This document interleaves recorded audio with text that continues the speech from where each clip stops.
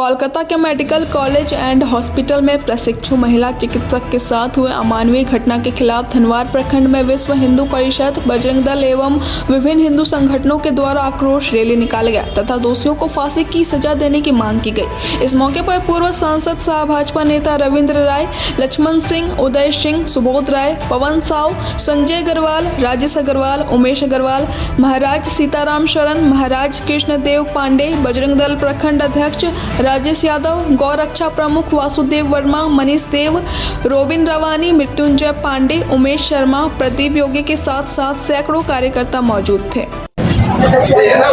हिंदुस्तान का विभाजन जब 14 अगस्त 1947 को हुआ था,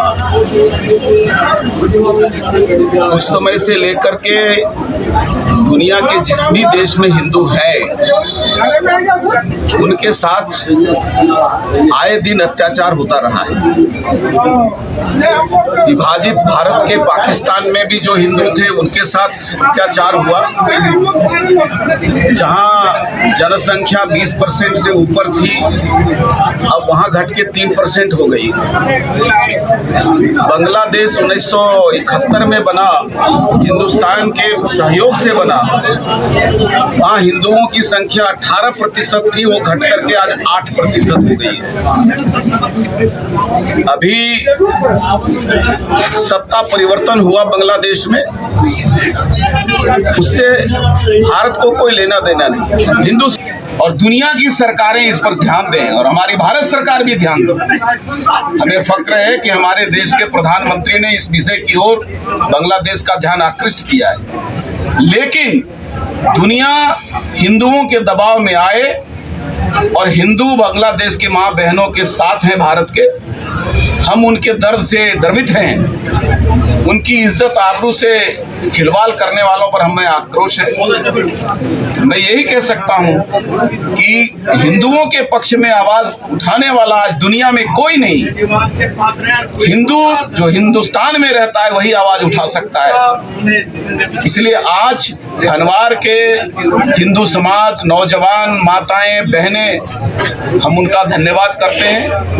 आज भरी गर्मी में और यहाँ प्रदर्शन करके ये संदेश दिया है कि दुनिया के कहीं किसी कोने में हिंदू पर अत्याचार हुआ, मंदिरों पर अत्याचार होगा, मठों पर अत्याचार होगा, तो धनवार जैसी जगह पर भी हिंदू समाज के पक्ष में हम एकजुट होंगे, आवाज उठाएंगे। मैं समझता हूँ ये आवाज देश के साथ साथ विदेशों तक जाएगी और हिंदुओं की रक्षा में दुनिया के लोग इकट्ठे होंगे। क्या है आपका विजन, क्या है अगला विजन, अगला कदम क्या होगा? सर्वप्रथम मैं आप सबों को बता दूं कि आज धनवार के ग्रामीणों के द्वारा, सकल हिंदू समाज के द्वारा जो आक्रोश रैली का प्रदर्शन किया गया है, उसके पीछे वजह तो सभी जानते हैं। बांग्लादेश में हो रहे हिंदुओं पर अत्याचार और निर्मम हत्या के विरोध में हम लोगों ने आक्रोश रैली निकाला है।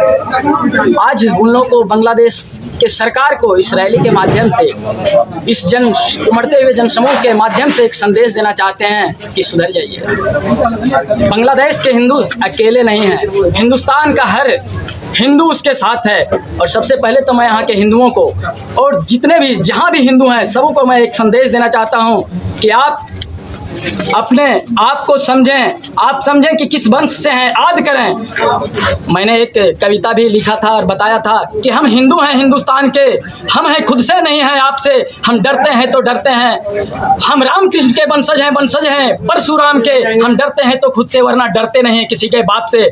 इसलिए मैं उनको संदेश देना चाहता हूँ कि हम राम, कृष्ण और परशुराम के वंशज हैं। अगर हमने हथियार उठा लिया तो कोई भी टिकेगा नहीं। बस मैं ये संदेश उन लोगों को भी देना चाहता हूं और अपने हिंदू समाज के समस्त कार्यकर्ताओं को, जितने भी हिंदू संगठन हैं, सबको बताना चाहता हूं कि आप किनके वंशज हैं उनको याद कीजिए। आपके श्री राम को मानने वाले हैं तो श्री राम क्या रखते थे पता है ना? धनुष और बाण। अगर हनुमान को मानने वाले तो क्या लेके चलते थे?